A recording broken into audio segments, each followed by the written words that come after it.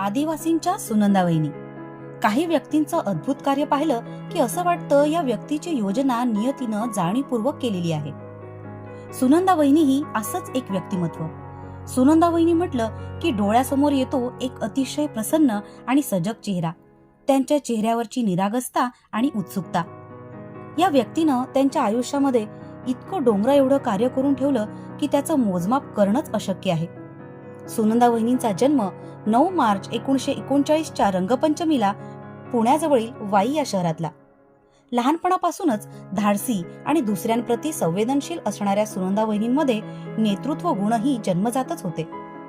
25 डिसेंबर 1956 या दिवशी विवाह होऊन ठाणे येथील जीवनछाया वास्तूमध्ये त्या वास्तव्यास आल्या.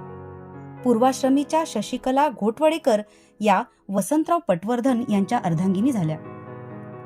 सुनंदा वहिनी म्हणून सगळीकडे प्रिय झाल्या. गृहिणी म्हणून आपली जबाबदारी निगुतीने सांभाळणाऱ्या सुनंदा वहिनी वसंतरावांबरोबर प्रगती प्रतिष्ठानचा संसारही निगुतीने आपुलकीने सांभाळू लागल्या. नव्हे, त्यांनी तो सांभाळला आणि विकसितही केला. ठाणे येथील खोजा कब्रस्तान ही वस्ती असो की रमाबाई आंबेडकर या रेल्वे वस्ती पुनर्विकासाचे काम असो, वहिनींना तेथील गरीब अंधाऱ्या घरात राहणाऱ्या लोकांबद्दल अतीव करुणा होती. त्यामधूनच धडाक्याने या वस्त्यांचा पुनर्विकास करून स्वच्छ हवेशीर घरे वहिनींनी त्या लोकांसाठी कमीत कमी काळात बांधून घेतली. 1972 मध्ये प्रगती प्रतिष्ठानची स्थापना झाली. आप्पांबरोबर वहिनींनीही जव्हार मोखाडा येथील आदिवासी बांधवांचे संपूर्ण विकासाचे स्वप्न पाहिले. आप्पांच्या कल्पनेतून सुरू झालेली संस्था दोघांनी एक विचारांनी आणि एक मताने मोठी केली. आदिवासींच्या मनामध्ये असलेले शिक्षणाबद्दलचे मागासलेपण हा दोघांच्याही मनातला एक दुःखद कोपरा. यातूनच आप्पा आणि वहिनी यांनी खूप प्रयत्नाने मोखाडा येथे आदिवासी मुलांसाठी वसतिगृह सुरू केले. दूरवर पायपीट करून शाळेत येण्याचे मुलांचे श्रम वाचले आणि शाळा दूर आहे म्हणून शिक्षणाला रामराम ठोकणाऱ्या मुलं आणि विशेषतः मुलींना शिक्षणाची प्रेरणा मिळाली. पुढे जव्हार येथे कर्णबधीर मुलांसाठीही शाळा आणि वसतिगृह याची सोय करण्यात आली. आदिवासी समाजात उपेक्षित जीवन जगणारी कुचेष्टेचा विषय बनलेली कर्णबधीर मुले सन्मानाने जीवने जगू लागली. त्यांच्या आयुष्यात आमूलाग्र बदल घडून आला. जव्हार मोखाडा परिसरात महिलांना पाण्यासाठी 4-4 किलोमीटर दूर चालत जावे लागत असे.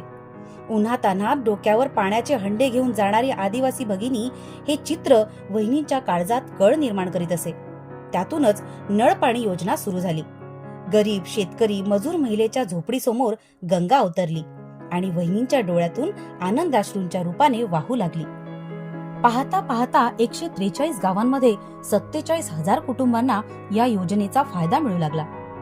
आदिवासींच्या सर्वांगीण विकासाचे स्वप्न वसंतराव पटवर्धन आणि सुनंदा वहिनी यांनी पाहिले आणि डॉक्टर अनंत कुलकर्णी, यशवंत पाटील, अनिल डिंगोरे, लक्ष्मण डोके यांसारख्या कार्यकर्त्यांच्या साथीने समग्र ग्राम विकासाचे मॉडेल उभे राहिले. 2006 मध्ये वसंतरावांचे दुःखद निधन झाले. त्यांच्यानंतर सुनंदा वहिनींनी प्रगती प्रतिष्ठानचे काम नेटाने पुढे नेले. सन 2014-15 ते 2017-18 मध्ये जव्हार विक्रमगड शहापूर तालुक्यात 26 आदिवासी पाड्यांकरिता सौर ग्राम ही संकल्पना प्रत्यक्षात साकार केली. ज्या गावांना स्वातंत्र्यानंतरही विजेचा पुरवठा झाला नव्हता त्यांना या योजनेमुळे प्रकाश मिळाला. 5,785 सौर दीप प्रज्वलित झाले. 2017 गावांमधून 550हून अधिक सौर पथदीप बसविले गेले. आदिवासी बांधवांच्या जीवनातील अंधार हटण्यास मोठाच हातभार लागला. नवीन प्रयोग करून पाहणे व ते प्रयोग यशस्वीपणे कार्यान्वित होण्यासाठी नियोजन करणे आणि काटेकोरपणे त्याची अंमलबजावणी करणे ही वहिनींची कार्यपद्धती. यामधून शेततळी, चेक डॅम्स, वनराई बंधारे बांधले गेले. वर्षभरात एकच पीक कसे तरी घेणारा शेतकरी दुबार तिबार पिके घेऊ लागला. लक्ष्मीची कृपा झाली म्हणून आनंदला आणि कमाईसाठी शहराकडे धावणारी त्याची पावले स्वतःच्या गावातच रोजगार मिळतो हे पाहून थपकू लागली.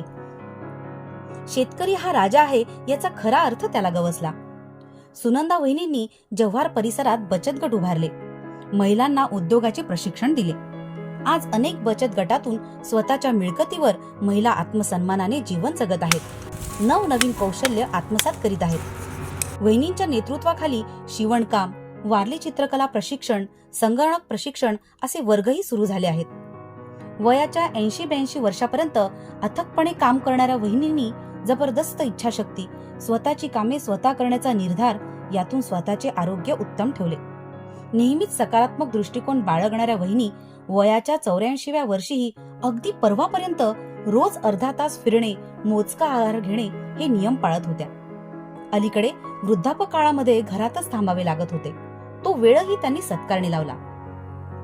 हातात घेतलेले पुस्तक पूर्ण वाचूनच खाली ठेवायचे हा शिरस्ता त्यांनी पाळला. त्यांचे चिरंजीव श्रीराम उर्फ राजू हे त्यांना आठवड्याला 4-5 पुस्तके आणून देत असे आणि त्या ते वाचून पूर्ण करत असे. प्रत्येक काम नीटनेटके सुबक करावं हा त्यांचा शेवटपर्यंत कटाक्ष राहिला.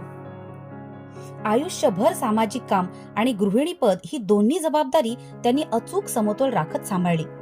घरच्या कारणांमुळे कधी सामाजिक कामांकडे दुर्लक्ष केलं नाही, तर सामाजिक काम करते म्हणून घरातील जबाबदारी कधी टाळली नाही.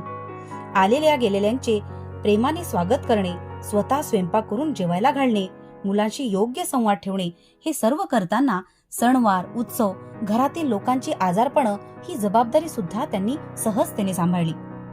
1963 मध्ये नोकरी सोडून आप्पा जेव्हा भाजपाचे पूर्णवेळ काम करू लागले तसा घरामध्ये येणारा पैसा मर्यादित झाला. वहिनींनी विविध उद्योगांच्या माध्यमातून घर खर्चासाठी पैसा उभा केला. दूध विक्री, बॅकलेट म्हणजेच टॅक्सीमीटरचा पार्ट तयार करणे, खेळणे तयार करून विकणे इत्यादी उपक्रम त्यात अंतर्भूत होते. अशा सर्व धबडग्यात सुद्धा समर्थ भांडार, स्वयंसिद्धा या ठाण्यातील सामाजिक संस्थांचे काम त्या बघत होत्या.